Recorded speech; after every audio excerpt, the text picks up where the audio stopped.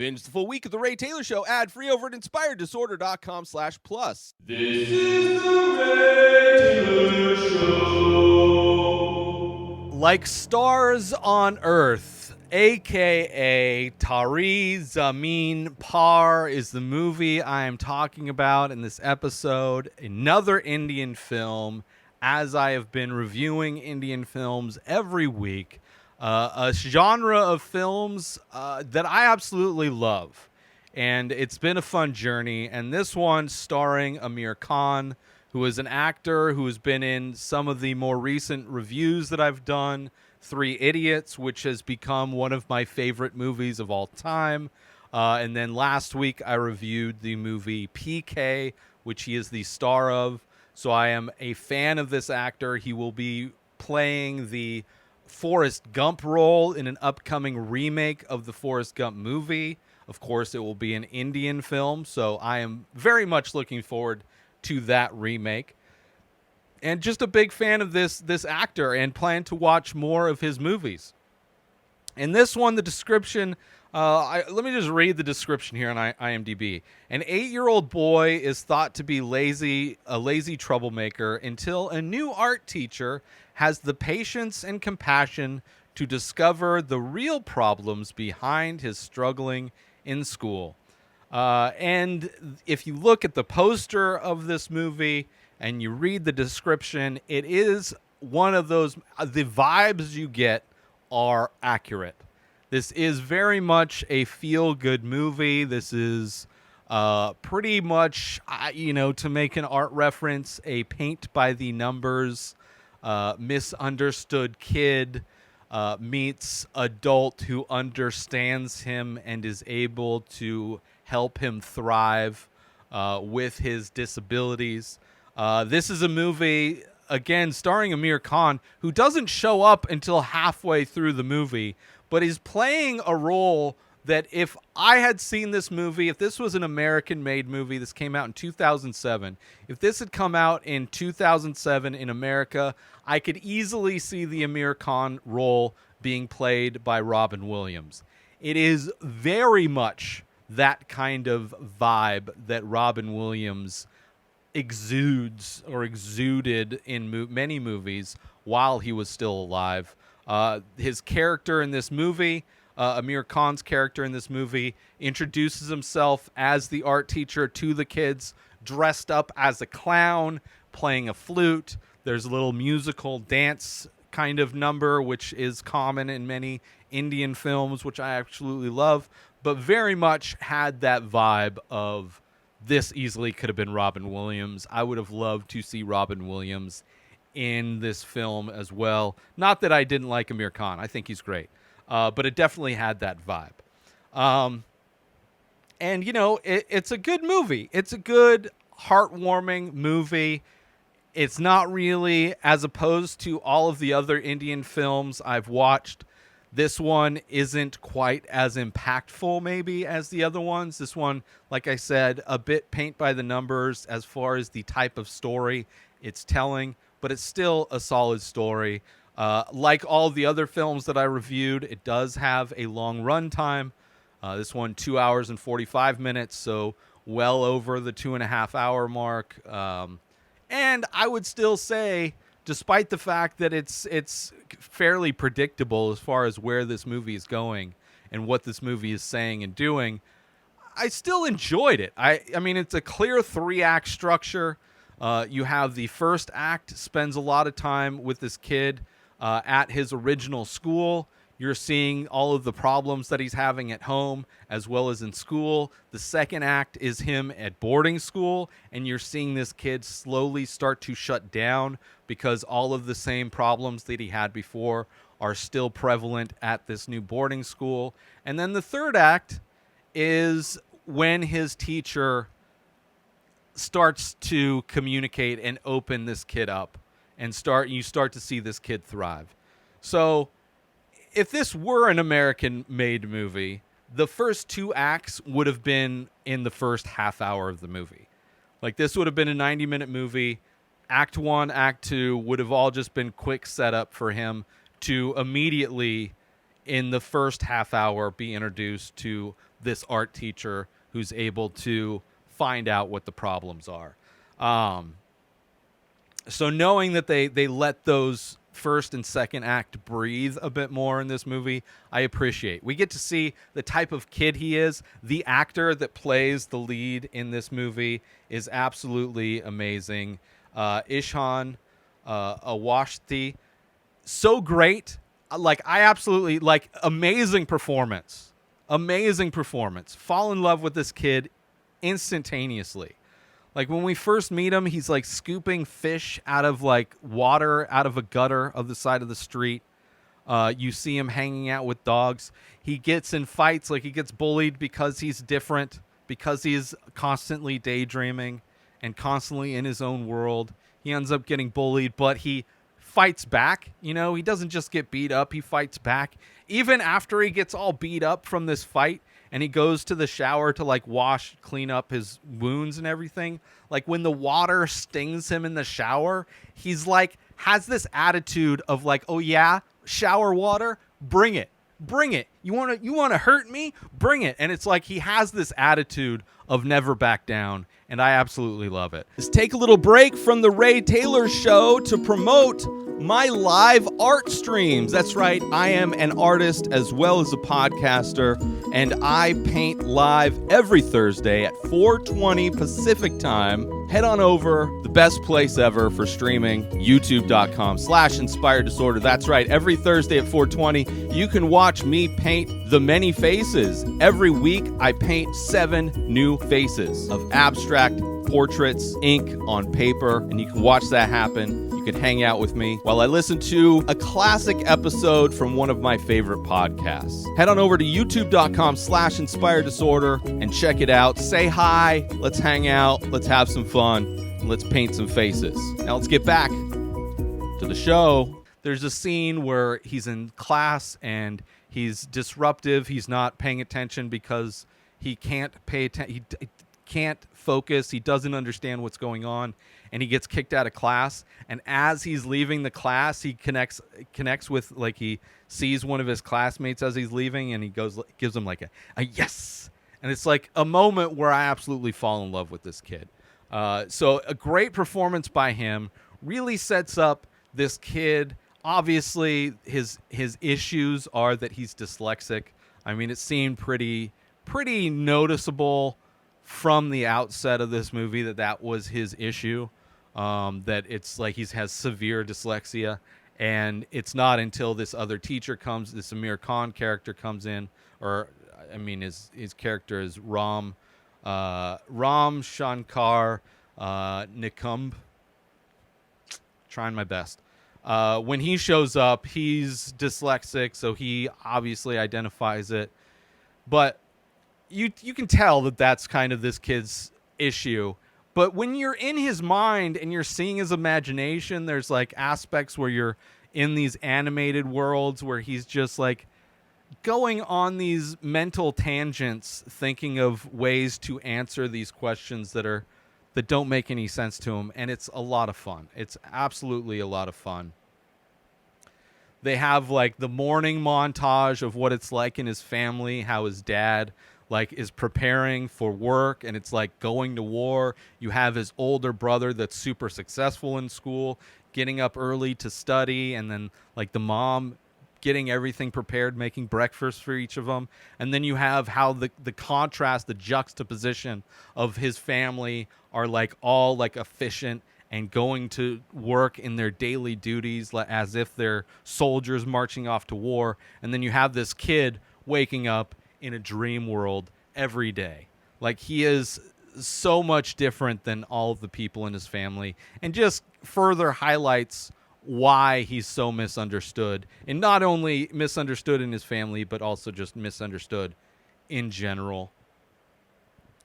There's a scene when he's in the boarding school and he has an art class. This is before Aamir Khan shows up. There's a different teacher. And it took me back to when I was in Montessori school, like first or second grade. I don't remember. I had an Indian teacher, and it was it was a history class, but part of our history lesson was we were coloring in an image. And I'm colorblind, and I used the wrong color crayon to color in corn. And my teacher, who was Indian, did not like that. And she hit the back of my hand with a ruler and then made me stand in a corner, face the wall, standing in a corner. That happens in this movie where he's at the boarding school.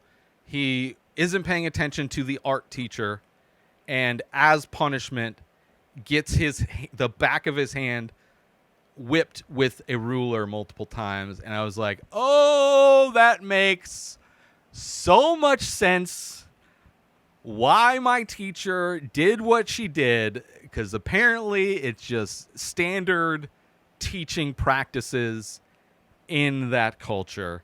I mean, not that American teachers didn't abuse children as well, but it's kind of crazy to see that happening in this movie. That, like, this thing that I always remembered happening, because it's like, I didn't even know I'm colorblind. I wasn't coloring the corn with the wrong crayon on purpose. Not that it should matter. I am a small child coloring corn in a history class. So I'm sorry I chose the wrong color. Not that it was even an intentional thing. But to see that happen in this movie made me relate even more to the kid. We have similar trauma. But yeah, totally took me back. And you see the problems that he has. Like, his dad doesn't, dad's abusive too. Slaps him because he thinks he's just acting up. Like, nobody takes the time to really understand why he's different. They just know he's different, and they think that putting pressure on him is going to force him to change for some reason. And of course it doesn't. Despite the fact that he's going through third grade for the second time. Nobody in the school he's at understands. His parents don't understand. So they think the right answer is to ship him off to boarding school because they think it's just a discipline issue. Like, he's just not disciplined. And I remember growing up, I think I have mild dyslexia. I'm definitely colorblind. I've got my issues too. And I remember time like my handwriting was garbage. I spell horribly. I couldn't spell. Gun to my head. I will misspell everything accidentally all the time. I have all of these problems. If you look at my notebook, I take handwritten notes, and it would be laughable to go through and see the vast majority of misspelled words in my book. I constantly mix up numbers and things in my. It's like I don't think it's that severe as this kid's issues with dyslexia, but it's like I have these, and I remember as a kid having that pressure of like, oh, I'm just like not paying attention, or it's my fault for not being able to spell things. I'm not paying attention enough. I need to focus on learning how to spell correctly and improving my handwriting. So there's a lot of aspects to this that I relate to as a child myself. So I appreciated that. And it's like I said, it's a typical paint by numbers kind of a thing. When he, Aamir Khan has this background, he's worked with special needs kids, and he's been dyslexic himself. The way he connects with Ishan is great. The way he's able to educate his parents and open their eyes to what's going on is perfect. The way he's able to open up the eyes of all the teachers is perfect. There's a parent-teacher conference at the end of this movie where these parents go in to see these teachers, and they're expecting to hear the same thing that they've heard every other time of how difficult their son is, and they get the complete opposite response. And you see how happy these teachers are to have Ishan in their class, and it's like, I was crying. So even though it's like it is this typical saccharine type of story, it's still, it's like I know it's emotionally manipulating me, and I don't care. I am here for the emotional manipulation, despite the fact it's like almost a 3-hour long movie and I'm reading subtitles. Although it is kind of a weird thing I've noticed that they will float in and out of speaking English, which I will be reading subtitles and be going like, oh, I know what they're saying. But then they'll just go back to, I believe, Hindi, and I don't know. And I have to go back to reading.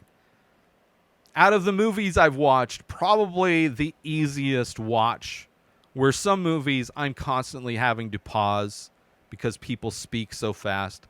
Like in PK, I had to pause constantly. In 3 Idiots, constantly pausing to read what people say because they speak fast. And as I said before, I'm a bit dyslexic, so reading isn't like my fastest, most efficient skill in my toolbox.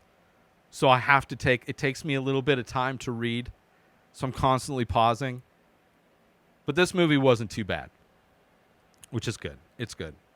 Let's take a little break from the show to promote The Many Faces. That's right, I am also an artist.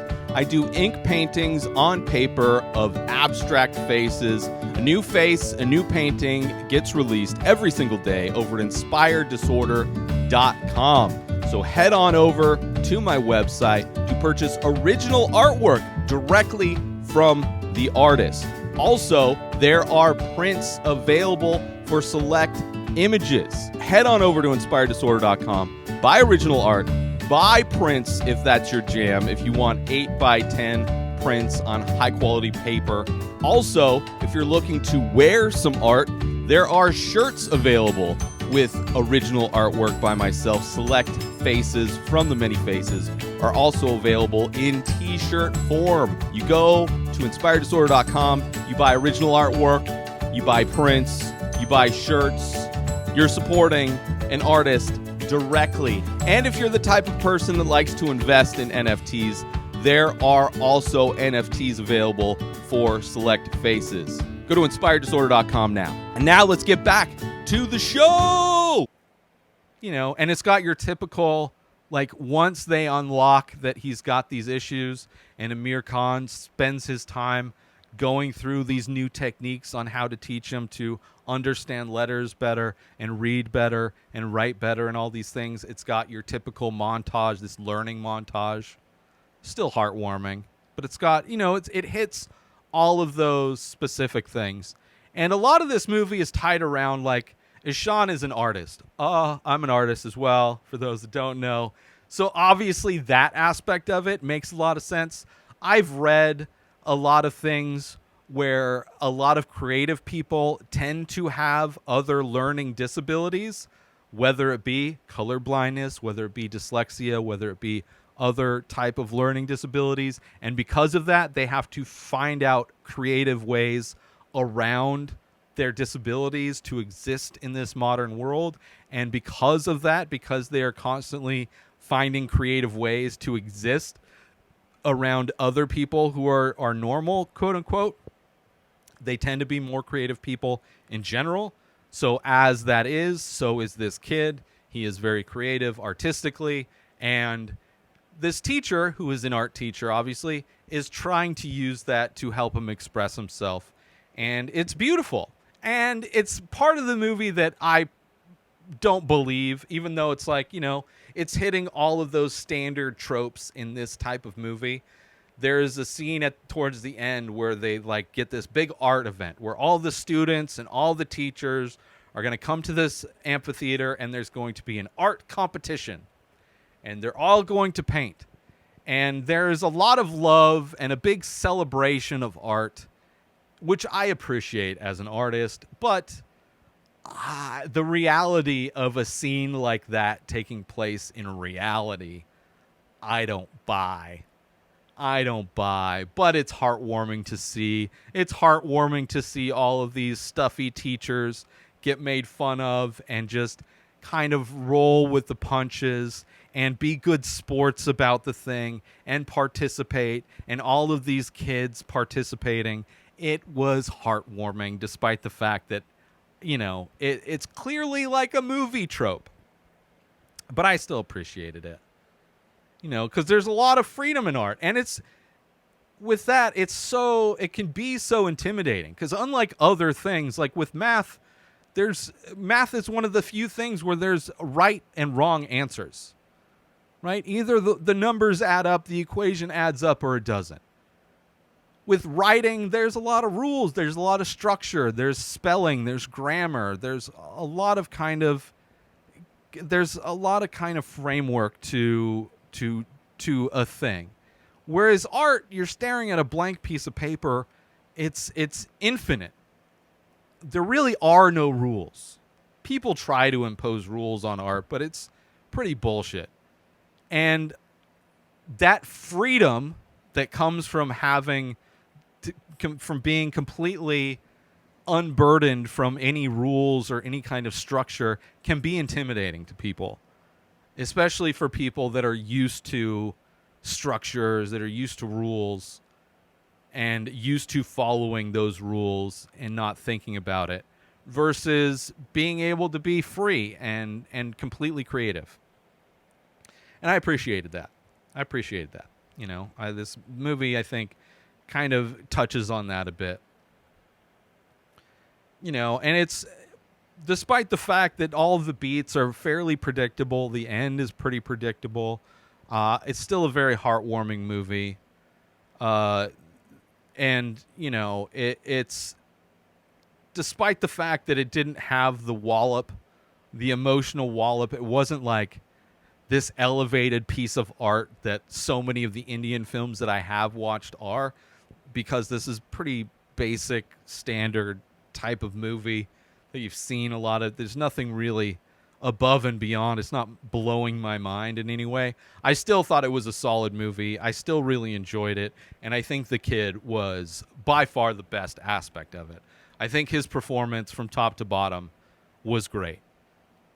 Oh, and there's a scene early on in this movie that I loved where he's at his normal schools before he goes to the boarding school, and the kids are like making fun of him because he's already gotten in trouble, and it's math homework, and he didn't get his math homework signed, and some kid's like, oh, you're going to get in trouble. So he ends up deciding to just bounce. And I thought he was on his way home, and it's him walking through town, through the city, on his way home. But for what it was, he left after first period, and he just ditched and walked around this city, experiencing the city through this kid's eyes. It's an amazing scene early on in the movie. First act, like I said, still at his normal school.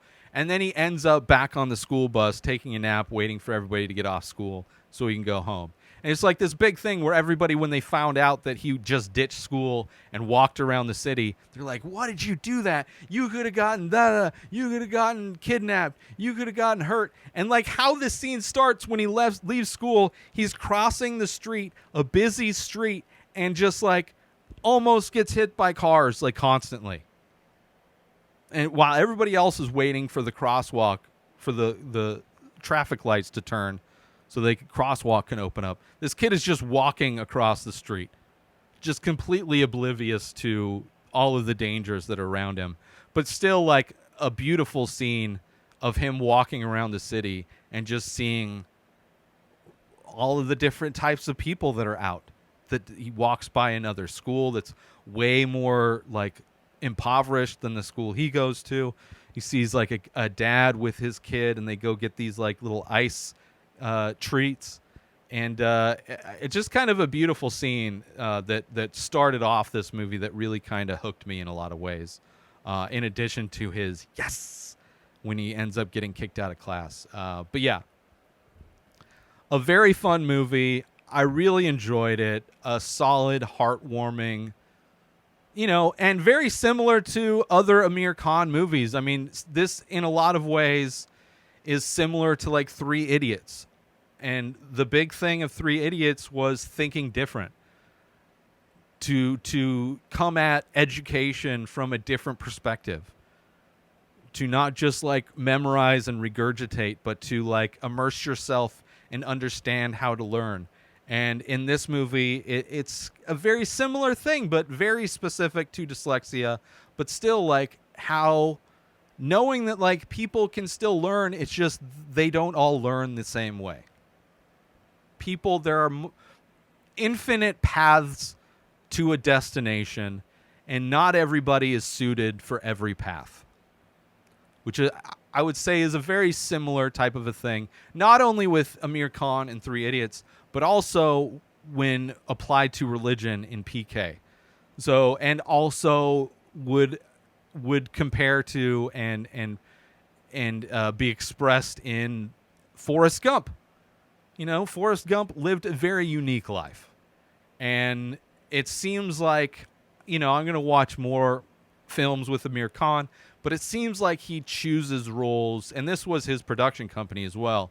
It seems like he chooses roles that highlight that difference, thinking different, thinking outside of the box, understanding that there are multiple paths to the same destination. So I appreciate all of that stuff, and I did enjoy this movie, and it did make me cry, despite the fact that, you know, it's not my favorite Indian film. It didn't blow me away, but it was still amazing, solid film, top to bottom. I enjoyed it. It's currently on Netflix, is where I saw it. The English title is Like Stars on Earth, and the Indian title is Taare Zameen Par. Check it out. New episodes of The Ray Taylor Show come out every single day. Subscribe on YouTube and everywhere our podcasts are found. Binge the full week over at inspireddisorder.com/plus. Buy Ray Taylor Show merch over at inspireddisorder.com. And follow the show on Instagram at Ray Taylor Show. Have a wonderful day, everybody. Peace out!